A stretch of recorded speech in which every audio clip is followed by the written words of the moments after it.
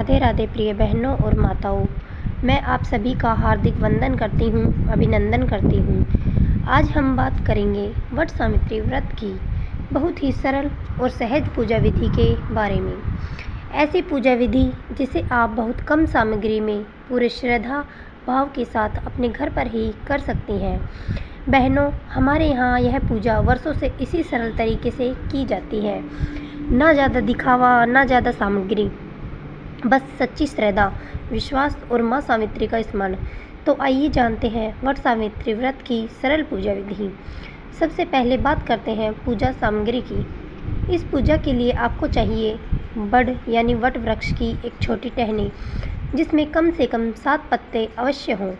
यदि आपके पास में वट वृक्ष हो तो आप सीधे पेड़ के नीचे जाकर भी पूजा कर सकती हैं।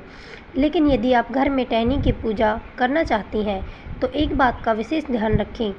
अमावस्या के दिन बड़ की टहनी नहीं तोड़नी चाहिए, इसलिए टहनी एक दिन पहले ही लाकर रख लें।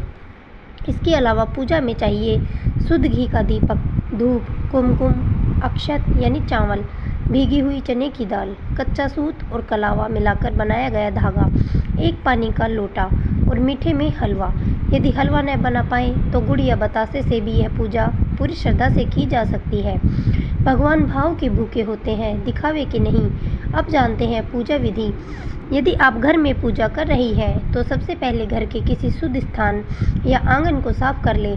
फिर वहां स्वास्तिक बनाकर एक पाटा रखें। उस पाटे पर पानी से भरा लोटा रखें या किसी गमले में बड़ की टहनी को इस प्रकार लगा दें।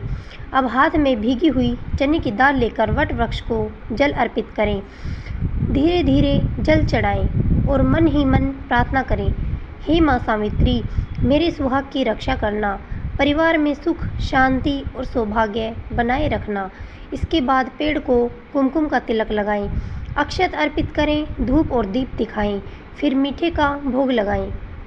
अब कच्चा सूत और कलावे मिलाकर बने धागे को वट वृक्ष की टहनी पर 13 बार लपेटें। यदि कच्चा सूत न हो तो केवल कलावा से भी यह पूजा की जा सकती है। इसके बाद बड़ के पत्तों से छोटे छोटे गहने बनाकर धारण करें। कम से कम 5 गहने अवश्य पहनें। यह सौभाग्य और अखंड सुहाग का प्रतीक माना जाता है। अब हाथ में चने की दाल के 13 दाने लें और वट सावित्री व्रत कथा सुनें। कथा सुनने के बाद एक एक दाना वृक्ष में चढ़ाते हुए 13 परिक्रमा करें। परिक्रमा करते समय मन ही मन माँ सावित्री, भगवान शिव और यमराज का स्मरण करें। अपने पति की लंबी आयु, अच्छे स्वास्थ्य और सुखी दाम्पत्य जीवन की प्रार्थना करें। बहनों, याद रखिए, पूजा की सबसे बड़ी शक्ति सामग्री नहीं, श्रद्धा होती है। जिस घर में सच्चे मन से वट सावित्री का व्रत किया जाता है वहाँ सुख, सौभाग्य और परिवार की रक्षा बनी रहती है। पूजा पूर्ण होने के बाद वट वृक्ष का कुमकुम अपनी मांग से भरें, फिर सासू माँ के लिए बाय निकालें और उसके बाद भोजन ग्रहण करें। तो बहनों, इस तरह बहुत ही सरल विधि से वट सावित्री व्रत की पूजा संपन्न की जाती है। यह कामना करते हैं कि माँ सावित्री आपकी हर मनोकामना पूर्ण करे, आपके सुहाग की रक्षा करे और आपके जीवन में सुख समृद्धि बनाए रखे। जय माँ सावित्री, जय श्री राधे।